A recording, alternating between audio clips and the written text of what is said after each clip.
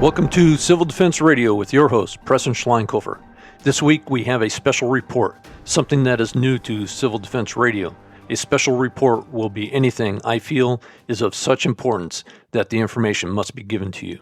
I want you to be informed, so I try to bring you information that is useful and relevant to your civil defense preparations. At the end of the show, I always say, be safe, be informed, and be prepared. This show and our Facebook and Twitter pages is how I help you stay informed. However, Facebook is where I post most often. One of my favorite guests on this show is Jonathan Hollerman, author of Survival Theory, a Preparedness Guide. To find out more about this great book and Jonathan, go back to episodes 5 and 6, and you'll find out a lot more. This book and others he has written are available on Amazon. Jonathan has produced a small report, Grid Down, Death of a Nation. In this report, he speaks about the main reasons he believes the way he does about grid down life in America, the psychology behind human behavior when thrust into a survival situation where desperation, starvation, and living without rule of law, WROL, is suddenly thrust upon you. I will have a link to this report in the show notes, so be sure to check out the notes at civilDefenseRadio.com. Now, let's welcome John back to the show. Hello, John. Welcome back. Hello, Preston. How are you? Great. It's a pleasure having you back on the show, and this report that you wrote and we're going to be talking about today is going to set some people's hair on fire, I think, but also open up a lot of eyes. Well, I hope so. I spent a lot of kind of time crafting that, trying to craft it correctly with the proper wording without, there's a fine line, because anytime somebody takes my approach, they really get painted with the fear-mongering brush. I somewhat embrace that, because I believe that if you don't explain to people the truth of what's coming in a prolonged grid-down environment, if you don't explain to them the horrific tragedies that will occur, I think you're doing them a kind of an injustice and kind of giving them a false hope. I shouldn't say false hope, because there's always hope, and I don't live my life in fear. But I think, and in the report, it's mainly written to the military as a response to my being a attendee at the Electromagnetic Defense Task Force, the wargaming on the grid down front. And kind of the main push of that is if you don't understand your operating environment that you're going to be operating in, your plans, you can't make effective plans. I mean, every military strategist knows this. I mean, you have to know where you're going, the people, the thought process, the culture, what is the lay of the ground, what's the topography. They look at all this information. How do we think people are going to react when we come in here with uniforms? And so these are, anytime there's any kind of strategy made in the military, you have to understand your operating environment before you make a plan. And that's kind of what I'm trying to do with the American people, is kind of correct some of the misunderstandings of a long-term grid down scenario and the aftermath of that scenario and the human desperation, starvation, and living without rule of law aspects of it. What exactly does that look like? I'm trying to paint the broad brush and kind of give some perspectives from my experience dealing with hungry and starving people. So if nothing else, hopefully people understand that I'm not trying to scare them, but if you're going to make plans to survive this type of scenario or prepare for this type of scenario, you have to understand what's coming before you make plans, or it could lead to your detriment. Yes. You were talking about that preparation. The military term for that is intelligence prep of the battlefield. And Sure. that I've operated under that theory in my law enforcement career too. So it's always good to know what your environment's going to be and who your adversaries could potentially be. So this book, our own psychology may be part of our threat profile. Your reports, I mean, we'll get to that in just a minute. So let's take a quick break to get this out of the way.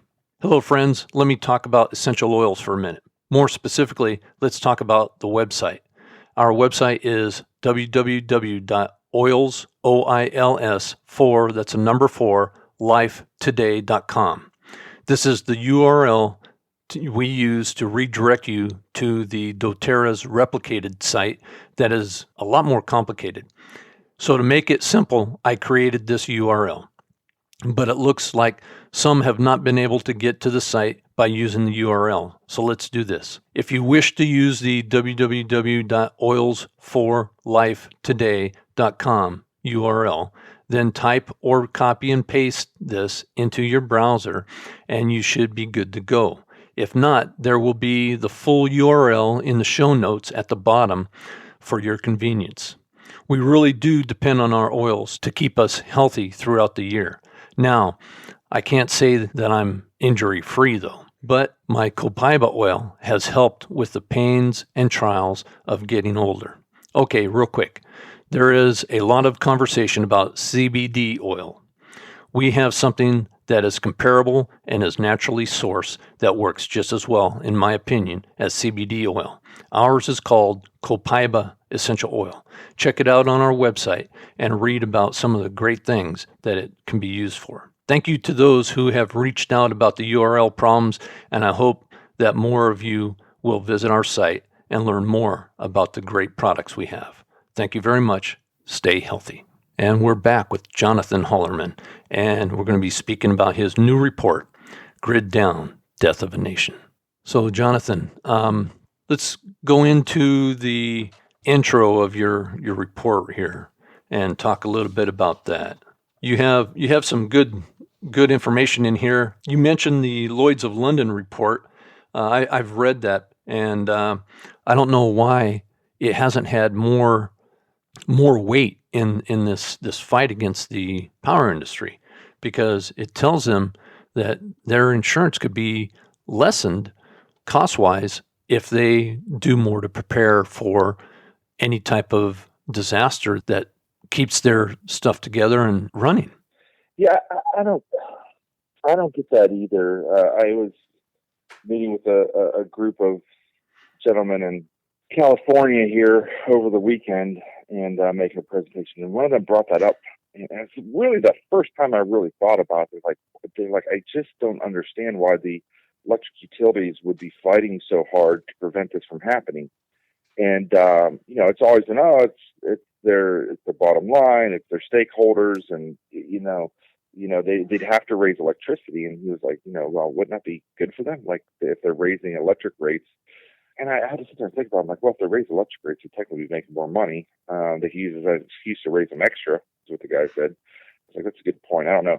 But it is a fact. I mean, if you go over to Michael Mabey, if you type in Michael Mabey, I think it's .info, he has a tremendous, this guy is the tip of the spear when it comes down to researching what's going on in the electric utilities and their fight against getting the electric grid hardened. And it's kind of unbelievable at the lengths the second largest lobbying firm in the United States, the electric utilities, will go to put out false science, to put out false information, to demonize anybody. They're going after kind of anybody that the EMP commissioner, anybody that goes against what the fake science that they're pushing behind their reasoning not to harden the grid. So it's very frustrating from a consulting perspective, because it's hard to wrap your head around. We're talking about tens of millions, if not hundreds of millions of people dying from a scenario like this, and $4 billion is a lot of money, but in the scheme of our country and the things that are going on, that's a drop in the bucket. It is. You did a great job of writing this report, and it's so packed full of information. It's hard to choose exactly what I want to talk about. But let me just go over real quick. You say, before we begin, a few parameters. You have 4 parameters. This paper is strictly written from the perspective of a long-term grid down scenario. Number 2, this does not apply to grid down events that can be resolved in less than a week or 2. Number 3, this is written from the perspective that the attack is sudden and no last-second planning was available. 4, this is written to our current position of readiness and not taking into account a hardened grid in the future. So that sets the stage of where we are right now, and how people should enter this report with the knowledge that they're going to gain from it. You can't interpret any pie in the sky, well, this will happen or that'll happen, because it's not going to happen, because nobody's prepared to do that pie in the sky stuff. So that's a good point. It's a caveat that I forget to add. A lot of times when I do a lot of podcasts and like shows and video shows and everything, but I always forget to add at the beginning, like, hey, when you're talking to me, when you're talking to, my perspective, it's always geared toward the worst possible threat to our country. My company motto is prepare for the worst, hope for the best, let God do the rest. So yeah, we're talking about a long-term grid down scenario where the high voltage transformers in this country are destroyed, whether that be by cyber, a CME massive solar flare, a physical attack on the grid, or an EMP attack. So that is the parameter. So anybody listening, that's what we're coming at, is that, hey, the electric grid has been functionally destroyed. It's not coming back online for at least a year. And there's a lot of information on it. We won't get in the weeds because I think we discussed that before. But the high voltage transformer is the Achilles heel of this nation. They are about 400 tons each. They're specifically made for each location. They take 12 to 18 months to build today from South Korea and Germany. Like I said, there's such a long lead time, and we only replace about 12 a year. And we're talking about, especially an EMP solar flare, we could be losing 300 to 3,000 of them in one shot.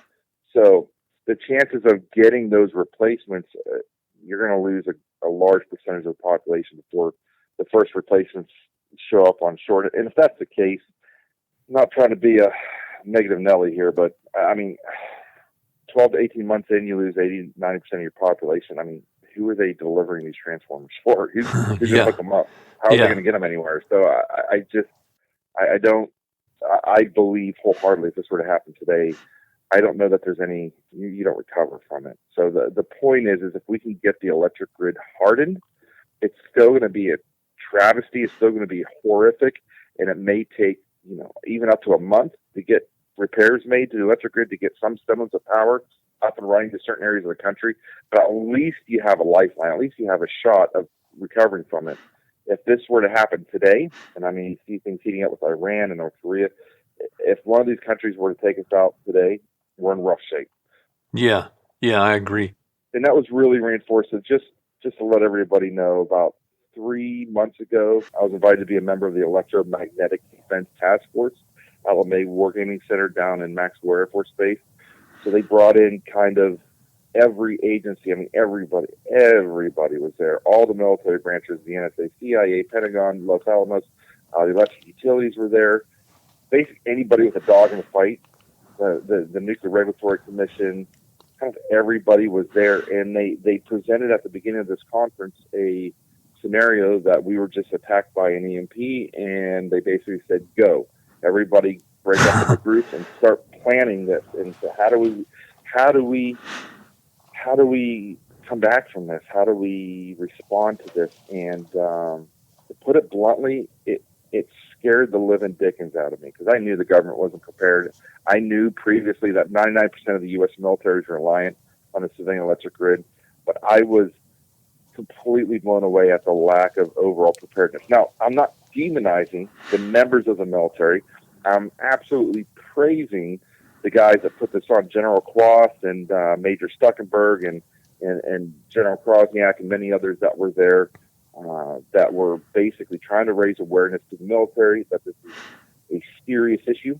And if we expect to have continuity of government, continuity of military, we have to have a hardened electric grid. And it was some of the things that were revealed at this.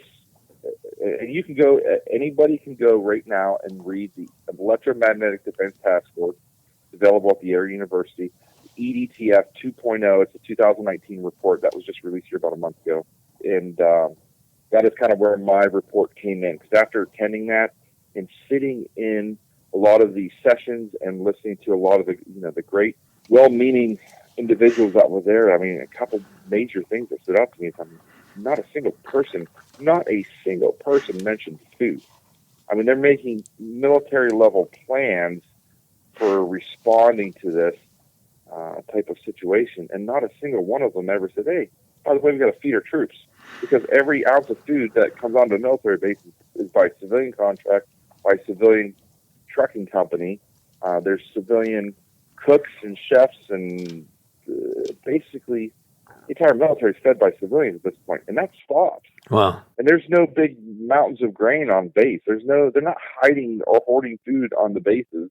I mean, they have some MREs, but it's probably enough to feed their troops for a day or two. If that. They're not even mentioning bringing the troops' families on base to feed them, because, if you somehow figure out a way to feed the troops on base, but their families and their wives and children are in town starving to death, and there's fires and rioting and looting going on 2 or 3 weeks into this, you think that troop's going to stay on base and keep pulling levers and pushing buttons? You got to your mind. Yeah, exactly. So that was kind of the nature of this report, was that, like, hey, you guys are really focusing on your response to these things and how you're going to do this and how you're going to do that. But some of the very core basics, you don't even have a plan for. And all your planning is going to just go down the toilet. If you can't feed people and give them fresh water and protect them from the elements, those troops, they're not going to stay there. And that goes for any corporate civil defense group. It goes for anybody planning in the planning stages for emergency preparedness. If you don't feed people, you might as well try and herd cats. It's just not going to happen. Yeah. Well, you've mentioned Michael Mabey in the EDTF report. I'm going to have those links in this at the bottom of the show notes for people to link to as well. I'll put the 2018 report there also for anybody who's interested in that, because that's important to know about. Just a quick note, InfraGard, we're having a conference in November on the 20th and 21st in DC, I believe.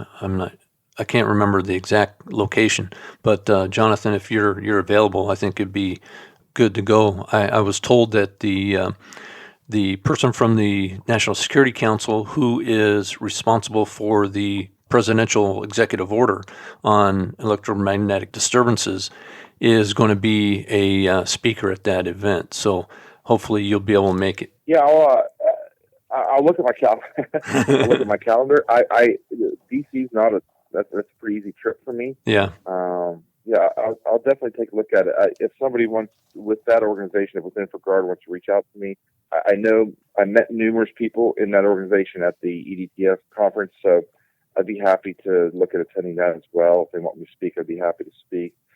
Like I said, I do come out of left field from most preparedness planners, some of the large organizations that show up to these things. In my opinion, they're missing the forest for the trees. They use their experience dealing with things like Katrina or hurricanes or earthquakes, but every single one of those cases, they have food. Their helpers and their organizations, the people are fed that are down there helping the other people. They're bringing food to people. They're bringing supplies to people. In this situation, you can't even activate your call roster to get your organization set up. There's no radio. There's no TV. There's no internet. There's no nothing. There's nothing. It's silent. Everything stops. Yeah. And so, a lot of times I see them talking about the response plans for a long-term grid down scenario, and they're using the same game plan. They're using the same blueprint they've used 100 times in different areas, and it's not going to work in this scenario. It's just flat out not going to work. And I unfortunately, a lot of them just don't see that. Yeah. One of the things that they're not thinking about also is the economic collapse that happens as soon as the grid goes down. Yeah. Our dollar becomes essentially worthless if we can't get things going here. And then the rest of the world suffers because everybody is linked to the largest economy in the world, which is us. And so we are the first domino that falls, but we will be hit the hardest because the grid down is here. Unless it's a solar flare that wipes out the northern hemisphere, then Europe and quite a few other countries will be affected as well. This scenario, people are not thinking about it, and they're just not taking it serious, especially people in the planning, emergency planning realm whose job it is to think out of the box and try and think about what could happen and what should be done. It's disheartening to be slammed by people who should know that there's a threat out there and they have no clue. Yeah, thinking outside the box. That's a good way to put it. I use the phrase they have a lack of imagination, and part of this. Well, I wouldn't even go there. I was going to say part of this would be some of the kind of the preparedness fiction that's covered the subject. I think everybody's written a fictional book on EMP, post-apocalyptic genre, and they've probably read. I mean, 1 Second After is a great version of that. Most of the other books in the genre are pretty rough when it comes to their explanation of how society is going to react to this type of scenario. They're very wishy-washy. I think like a weekend there was and I'm not going to name it, but like this is a pretty popular one, but a weekend after an EMP, the grocery store manager down the road sits out front with a chair with a policeman standing next to her, and they'll let people in to get food, but they're only allowed to get $50, and they're only taking cash. I'm sitting there thinking, I'm like, what $9.50, small grocery store manager is going to freaking show up a weekend to a grid down collapse when people are, rioting and looting? And where'd the cop come from? What interest does she have in that corporate grocery store? She has no vested interest. I guarantee you she doesn't have stock in it, right? Yeah. And that corporation probably ceases to exist at this point. Same with the police officer. The police officer is probably more likely going to be looting the store than he is protecting it. I just, and that's not to denigrate policemen. I'm saying that from a human standpoint. He's probably got a hungry wife and kids at home. Yeah. So I don't. And it's kind of an echo chamber. I call it the YouTube prepper sphere. Kind of, there's a big echo chamber online with just regurgitating a lot of ideas from 30 and 40 years ago, preparedness-wise, from urban prepping and that. I mean, that's an oxymoron. Those two statements do not go together. Like, water and oil, urban prepping. And then, like the lone wolf concept and the gray man concept, there's so many of these concepts that may work in a financial collapse or possibly a pandemic or something, but they're just not.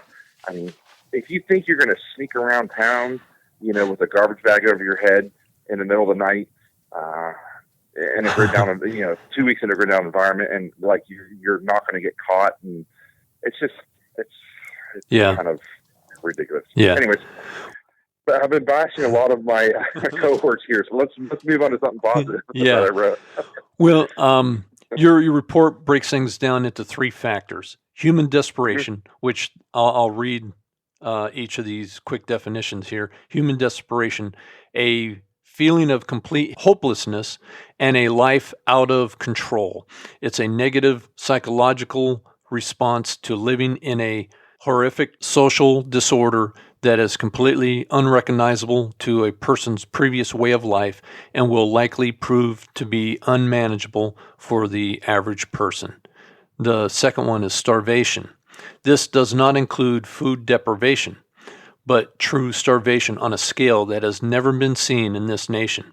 After a short time, civilians and military alike could go days and possibly weeks without a single substantial meal. The psychological and mental effects this will have on the U.S. population is drastically ignored in most emergency planning. And then the third, living without rule of law. Living in an environment where there is no rule of law other than self-regulation will quickly lead to horrible atrocities not seen since the 12th century. Witnessing these events will be traumatic to most individuals. I think those 3 factors are going to have an equal proportion almost, except without rule of law, will probably win out in the long term as to costing people their lives. Yeah.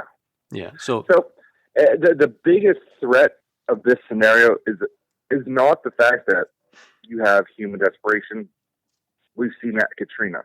It's not that you have starvation. We've seen that in foreign countries in the past, China, Russia. It's not that you have living without rule of law. We've seen that after a hurricane or in various countries like Libya where things fall apart and it's kind of every man for himself.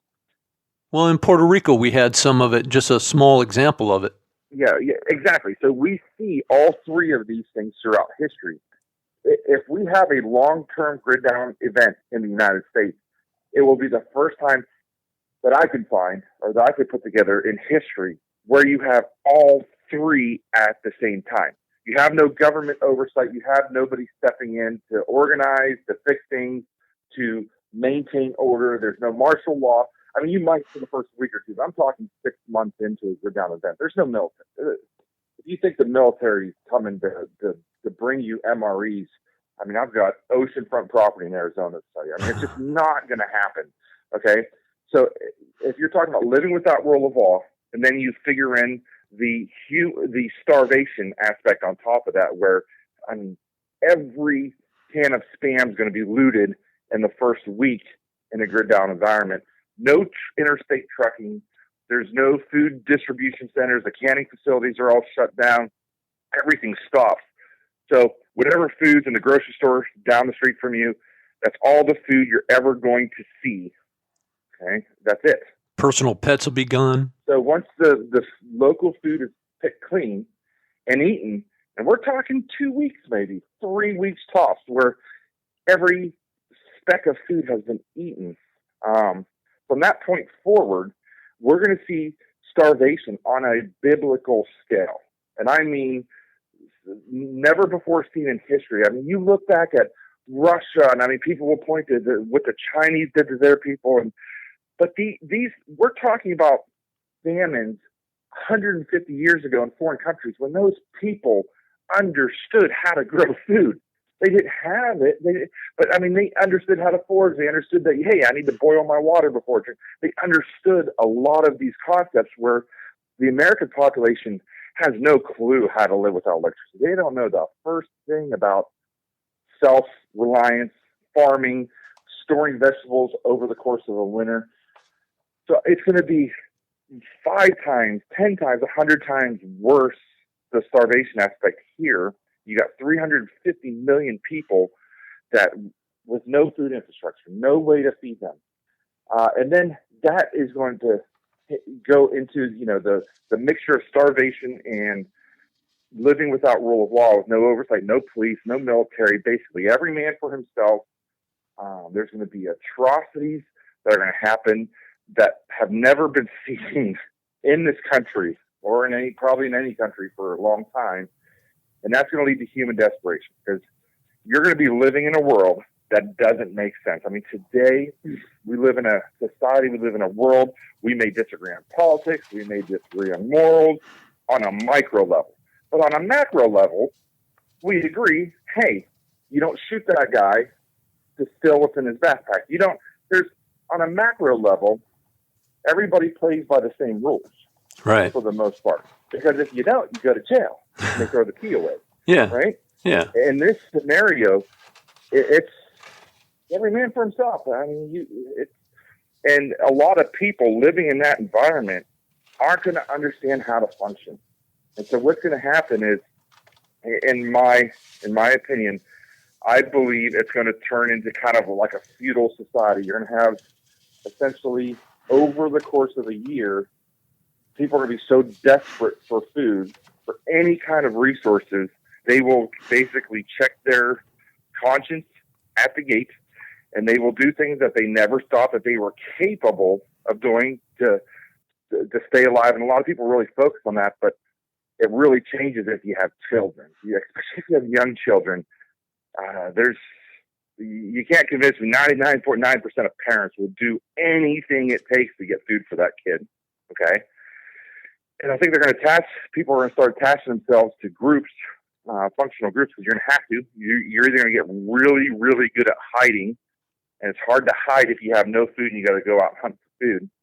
They're either going to get really good at hiding, or they're going to have to attach themselves to a larger group. And I think the different groups will fight each other and over resources. And it's going to be a completely different world. And a lot of people their brains aren't even going to be able to process the world they're living in and understand how to make decisions in that environment. So, well, the women and children will be very vulnerable in an environment like that because of the deprivation that people go to. I mean, I think of ISIS when you were talking a minute ago, and what they did in Syria, and what they did to the people in those areas that they controlled.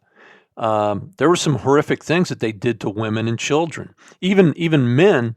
They did, but that was just sheer torture for the torture aspect. But they had harems of women and girls and boys, and they did what they wanted. Preston, you can't talk about that, sir.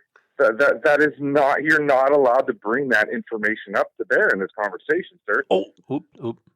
Well, we're real on this show. The media don't cover this. They don't talk about that side of the atrocities that happened in most wars. But I mean, you can look at World War II, and after the Russians took over Germany, I mean, there were some horrific thing that the Russians did to the German women, and a lot of that's the evil nature of man at their core, and an unregenerate, unsaved. I mean, human nature is it's evil at its core, and I think a lot of liberals and a lot of kind of left-leaning audience, the socialist crowd, will say, "Oh, we've evolved past that. We're just, we're humans. We're just so kind, and we're just going to work together, and we're going to hold hands and sing kumbaya. And we'll fix this." They're clueless as to what's coming, and that's a pipe dream. And the American people just think that, it's just going to be this. Yeah, it's going to be a tough time. We're probably going to be hungry. We'll have to go to some government, yeah, camp or something to get food, or there won't be any camps. No clue what's coming down the pipe. The camps will be ran by warlords. That's right. Yeah. And you might get into one of those camps, but you're going to have to do things that you're not. You may not be mentally prepared to do to get food. So. Yeah. Especially women and children. Yeah. So because they're going to be a commodity. People don't talk about that. They gloss over that stuff, but that's absolutely. I mean, go back to the Vikings. Go back to medieval days. That's where we're headed. Yeah. We're headed back to survival of the fittest. It's not even. I mean, it's in our DNA. It's human nature, and most people think we've got past that, but we're not. No, we're not. The desperation is pretty well fleshed out. Well, we went way long in this interview with Jonathan, and we're going to have to make it into 2 parts. So next week will be part 2, and we will be covering starvation, desperation, and the mental aspects of grid down reality. Now, when you're preparing, be sure to include this information in your preparations, because in a grid down environment, this is the way it's going to be. It's stark, it's frightful, but it's reality. Unfortunately, it's what it is. So we will catch you next week. I appreciate you listening. Please be safe, be informed, be prepared, and may God bless you and keep you until next time. Bye-bye.